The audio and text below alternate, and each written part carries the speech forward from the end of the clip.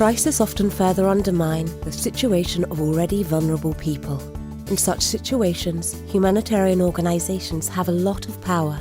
It is important for these organisations to use their power and resources responsibly.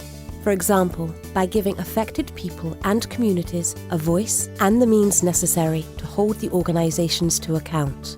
The CHS Alliance, established in 2015, brings together more than 2 decades of experience in quality, accountability and people management. Central to the work of the CHS Alliance is the Core Humanitarian Standard, a set of 9 commitments that organisations and individuals involved in humanitarian response can use to improve the quality and effectiveness of the assistance they provide.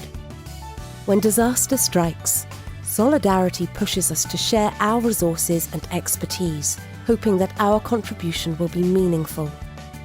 Sometimes, however, there can be a mismatch between what we want or can offer and what is most appropriate or needed.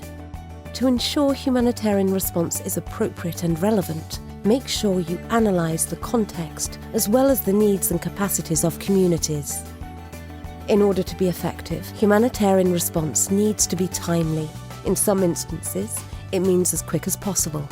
In other instances, it means matching seasonal calendars or simply keeping deadlines shared with communities.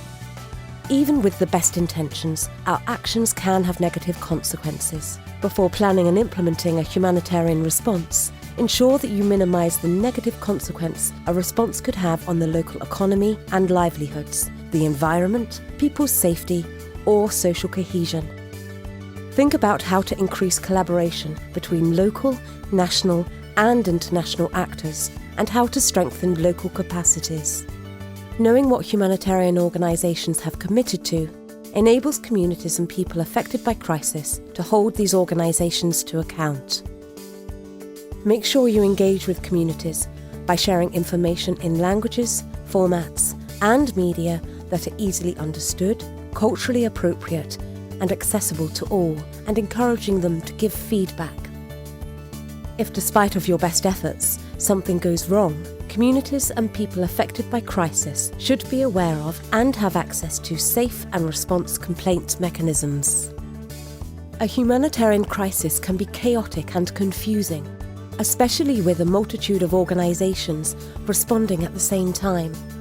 Communities and people affected by crisis should receive coordinated, complementary assistance.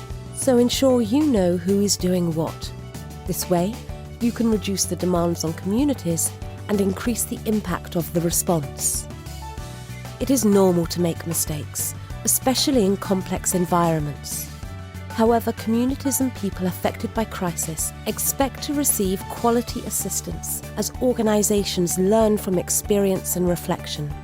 Before designing your programmes, ensure you take on board lessons learned from similar crises and contexts. Listen to community feedback to adapt what you do, sharing your learning with others so they can learn too. Competent, well-supported staff can fix a poorly designed plan. But even the perfect plan is unlikely to succeed if you don't have people with appropriate values and skills. Ensure your staff are supported to do their job effectively and are treated fairly. In order to ensure humanitarian efforts are effective, aid organisations need to manage and use resources responsibly. This means, for example, minimising waste, taking measures to limit the risk of fraud and corruption, or considering environmental impact when using local and natural resources. As a core standard, the CHS outlines the essential elements of principled, accountable, and quality humanitarian action. Being accountable to affected populations and staff can transform the way aid is delivered. Achieving this is simple, and the CHS Alliance is here to help you. If together we commit to putting the Core Humanitarian Standard into practice, we will make aid accountable to the people who need it.